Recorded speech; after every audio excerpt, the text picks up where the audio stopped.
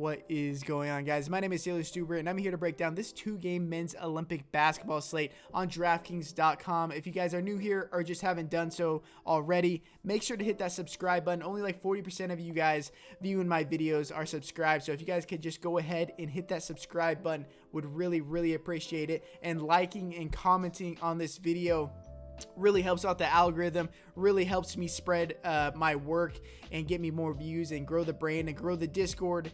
It helps out all of us, you know, honestly, if we're getting more ideas thrown into the Discord. So the more you guys can do that, the more we can grow together. But it was a very good slate for us today. Let's just jump right into it.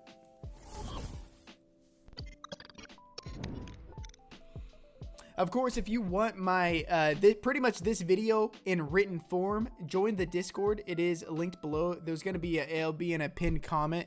Just make sure to join that. We're at over 1,100 members in there so far, and I wrote down my complete game notes just for a sneak peek of them. They're right here, and I put quite a bit of time into these notes, and so if you guys want to check that out, it's in that Discord link. But just a couple of screenshots from the Patreon members today and members from the Discord. We absolutely destroyed it today on the backs of guys like Aaron Baines at 3%, or Jordan Nawara, who put up a near 50 burger today. So it was a good outing from us in the Discord and on the Patreon. If you guys want to join the Patreon, get a similar my personal lineup core, as well as my cheat sheet and full FanDuel lineups, as well as my showdown lineups. I mean, I'm giving away a ton of stuff for a very affordable price. Make sure to check out the Patreon, patreon.com/TaylorStuber. Link is in the description, but let's just jump right into this slate. So we will start off with Japan versus Slovenia. 182.5 over under. Slovenia currently 20.5 point favorites. So they are projected for over 100 points. So we are going to make sure that we are getting players from that team, a full like 15 points projected team total over the rest of the other 3 teams on the slate. So outside of Luka, we're probably going to want to get to some of the other guys, although I do think that they are a bit overpriced. But we will start with Japan. They lost their first game to Spain 88-77, which I think is a victory in all honesty for Japan. Japan is not as bad as Iran, but both of these teams are at the bottom of the barrel when it comes to Olympic teams. But it's led by Yuta Watanabe and Rui Hashimura. These guys played 35 minutes and 41 seconds for Yuta. Rui ended up playing 36 minutes and 48 seconds. So remember, these are 40-minute games, not 48 minutes. So if they're playing near 36, 37 minutes, they're playing pretty much damn near the whole game. And I think even if this game ends up blowing out against Slovenia, I think they're still going to get very good run. One of these, they're both pretty safe plays on this slate, even though they aren't projected for the highest score. But yeah, I think I'm going to go back to the well with Rui Hashimura. He was chalkier than Yuta last time. Yuta ended up outscoring him, but I think it was a bit of a fluke. So Watanabe ended up scoring 19 points on 13 shots, and Rui ended up scoring only 1 point more, 20 points on 21 shots. Rui's the clear lead guy on offense, and also Yuta Watanabe ended up getting 5 steals. Now, he is pretty good at getting steals, but 5 is not something I would expect on a game-to-game basis. So I'm going to go back to the well with Rui Hashimura. Hopefully, recency bias bites people in the ass, and they go with Yuta over him, because I'm going to be going back to the well with Rui Hashimura. And then we get guys like Gavin Edwards, Udai Baba, who are going to play decent minutes. Gavin Edwards ended up playing 24 minutes, had 8 points, 7 rebounds, 4 assists. His minutes were clearly cut back from what he was getting in the preparation games because Rui Hashimura is now on the team. So I don't mind him. It's just he's at a weird price point where I'm probably not going to get to him. He's probably going to end up being chalk again. But I think I would rather go with Baba. I think his minutes are a lot more secure. Baba ended up playing 31 minutes, only 7 points, 1 rebound, 5 assists, 2 steals, which given how weak this small forward position is, he is a very solid play. So I don't mind Baba at all. And then the other guys on this team, the other Watanabe, he ended up being a DNP, but it's going to be like Tanaka and Hajima. So these guys were pretty chalky last time out and somewhat busted, but Tanaka is clearly he started last game, and he's their clear point guard and facilitator on this team. He played 22 minutes and 40 seconds, so nearly 23 minutes. Shot only 1 for 6, so for 2 points. So he could have shot better. Had 5 assists, a rebound. I think he's too cheap at 3,200. I wish he was at shooting guard just because shooting guard is such a weak position, but I don't mind him whatsoever at 3,200. And then Mikado Hajime. Now, he was the chalk of the chalk last slate, and people are not going to play him this slate. He is minimum price now. I believe he was like 3,300 the slate before. Well, let's see what he was. He was 3,100, so they dropped him $100 down to the minimum. He just played god-awful. So he ended up only playing 10 minutes, was 0 for 1, 0 points, 1 rebound, 2 assists. He was this chalk shooting guard last slate due to the position being weak. And the position is weak again. And he busted hard. So that's going to scare some people away. But the promising thing is he was the first man off the bench. And if you go back to what he was doing in the preparation games, he was averaging 23.3 minutes, 12 points, 1.3 rebounds, 2.3 assists, 1.3 steals per game. And he in the preparation games, and he was super, super active when he was out there on the court, even in the game that Rui played in the preparation game in the last game. So I think Hajime is really not the worst play. I think that he is volatile, obviously, but with him being the clear 6th man off the bench, and with how well he was playing in all the games before this, and how low his ownership is going to be in GPPs, I'm going to be all over Hajime. I'm going to be over the field to him. Now, I don't have that much confidence in it, in his production, but I will say that his ownership is going to be a lot lower than it should be. Let's move over to Slovenia. Like I mentioned, over a 100 projected team total for Slovenia. They defeated Argentina handedly, 118 to 100. The game was never close from start to finish. They were absolutely destroying them. Off the back of Luka Doncic, he ended up playing 31 minutes and 7 seconds, 18 for 29, 48 points, 11 rebounds, 5 assists, 3 blocks. I don't care what his price is. We were joking around in the Discord, like if he was 14, 15K, we'd still play him, and that's probably still valid. But he is 12,500. They raised his price a bit. Just play him. Don't second guess yourself. Just play him. It makes all the sense in the world. They were absolutely destroying Argentina, and they were just playing Luka Doncic into the blowout. Now, he lost a couple of minutes because of it, but he started the second half, obviously, but played all the way through until they eventually pulled him out in the fourth quarter. So he played past the third quarter, just never took a rest, and he was just playing super, super well.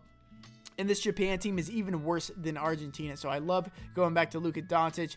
Other guys on this team I think are a bit overpriced. I don't mind Mike Tobey. He ended up playing 27 minutes and 42 seconds.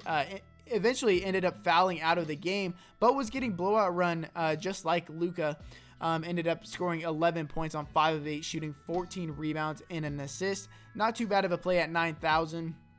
Vlatko Kankar, he's my highest projected small forward on the slate, but he is 8,400, and with other guys being like $1,000 more, the other studs, even though they aren't at the same position, I would much rather get to them than playing Kankar at 8,400. And then Klemen Prepelic, he was the best shooting guard on the last slate. They did raise his price to 5,600. I think people are going to chase a bit too much. Obviously, he's on a team with a high projected team total. He's the 6th man on this team, but he only played 21 minutes and 36 seconds and shot 6 for 8 for 22 points and 4 rebounds and 2 assists. I think he was just super, super hot from 3, which he was. I don't necessarily think that we see a 31 fantasy point game out of him, but I do think that we see a solid game out of him. Solid for 5,600 too. Again, shooting guard is very, very weak. I don't mind him, but I think he's going to be a bit over-owned. And then Edo Miric, another guy that was super, super chalky last time out. A lot of people were expecting him to get the start. So was I. Ended up coming off of the bench, the 2nd man off the bench. Only 4,200, played 16 minutes and 4 seconds last time out. Was just having a dreadful game. If you were watching it, he was just arguing with the refs because he was picking up foul left and right. Actually, the reffing in that game was very, very bad, and so people were just picking up fouls. He ended up fouling out and was dealing with foul trouble the entire game. So he played 16 minutes despite having severe foul trouble. So he would have played into the 20s. Scored 3 points on 1 of 4 shooting, 5 rebounds, 1 assist. And he was very, very chalky last game. So I think going back to the well with him isn't the worst idea, especially if this game ends up blowing out, because I think he can play like 22, 24 minutes. Not the worst play at a weak small forward position. Move over to Argentina versus Spain, a 163.5 over under. Spain are 8.5 point favorites, which, you know, honestly, Spain didn't play that well last game, but Argentina really didn't play well last game, and they had not been playing well in the preparation games. It looked like they didn't even know how to run plays. When they were getting their ass beat, they just gave it to Luis Scola, and he would just like bully his way into the lane and try to score, which I do like Luis Scola, but this Argentina team did not look very good. But they lost their first game to Slovenia 118-100. This team could have a different starting lineup. They had many different starting lineups in the preparation games, but I think no matter what, you're probably going to see Campazzo, Scola, Deck start, and honestly probably Marcos Delia, given the size of Spain in the front court with guys like Marc Gasol. But Campazzo, he ended up playing 29 minutes, exactly 29 minutes, scored 21 points on 7 of 16 shooting, 6 rebounds, 4 assists, 3 steals. He played down to the wire in a absolute blowout. So what's not to love in Facundo Campazzo? I mean, he does everything on the court, high usage rate, highest assist percentage, and he's going to play even when the game's completely blowing out. So I absolutely love Facundo Campazzo. I had some of him last game. I had a bunch of them on Prize Picks, obviously, because they set that line way too low. And so, yeah, even if this game blows out, which it very well could, he's going to be playing big minutes, around 30. And then Luis Scola played 27 minutes and 7 seconds, scored 23 points on 9 of 18 shooting, 4 rebounds, 1 assist, 1 block. Missed out on 3 minutes due to the blowout. Some of the guys, like Luis Scola, didn't get the blowout run like Campazzo did, like Gabriel Deck did. But I still think that if this game is within 10 points, which the line does indicate, he should play about 30 minutes, and he's going to be chucking. He's going to shoot the most on this team. So I do love Luis Scola again. And then Gabriel Deck. Now, if he wasn't 7,600, I would be way more interested in him because he is a small forward. He ended up playing 26.5 minutes, 17 points, 8 rebounds, 2 assists, 1 steal, and 8 of 17 shooting. He played down to the wire again in this blowout. So this Argentina team is, outside of Scola, it seems like they're willing to play their guys in blowouts. And then Marcos Delia, one of my favorite plays on this slate. He is 4,400. He ended up playing 60 minutes and 44 seconds, scored 7 points, 5 rebounds, 1 assist, 2 steals. But the thing to note is that he played 10.5 minutes in the first half. And then when the game really got out of hand in the second half, once his stint in the third quarter was over to begin the half, they just never brought him in because they needed scoring. They needed 3-point shooters. So they went a lot smaller. But if this game is competitive, and Spain does have a true 3-man center rotation, so they're going to need size, and Marcos Delia is really the only guy that's competent enough to play against those guys. I think that his minutes, he should play like 22 plus minutes. So I do like a bigger game from Marcos Delia. I don't think they abandoned him in the fourth quarter like they did this game when they were getting blown out against Slovenia, so I don't mind him. And then Luka Vildoza, he ended up playing 23 minutes. He is their starting point guard, shooting guard. I mean, him and Campazzo pretty much split the ball handling duties, but he ended up scoring 11 points on 3 of 8 shooting, 3 rebounds, 5 assists, 3 steals. Their clear second ball handler on this team, and he is only $3,900. So I do like Vildoza quite a bit. Going to be getting him in quite a bit of my lineups. And that's probably it for the rest of this team. I don't mind Brasino. Brasino might get a start this game. He got a couple starts in the preparation games. That's something to monitor. He is 3,100 at a weak shooting guard position. And then we'll finish this video off with Spain. They defeated Japan 88-77. The players started to the end, so it's not like they lost out on minutes because of this game blowing out or anything. They just spread out the minutes. They played everybody on the roster, and nobody played big minutes at all. And they do have a true 3-man center rotation where it was the same thing in both halves. Marc Gasol will start, then Pau Gasol will come back in, or Pau Gasol will come in, and then Willy Hernan Gomez will get some run, and then Marc Gasol will close the half. So I'm probably not going to be on Marc Gasol all that much. I'm not going to be on Willy Hernangomez, not playing nearly enough minutes. Pau Gasol at 5,000, I don't mind him. He's very, very effective when he's out there. And I told you guys, like, he looked good when he played in Europe this past year. In 13 and a half minutes, he scored 9 points, 4 rebounds, 1 assist, 2 blocks. He's my favorite of these center plays on Spain. But up top with Ricky Rubio at 10.6K, I had a ton of him last game. If only he could have played more minutes, because he was in full control of this game whenever he was out there on the court.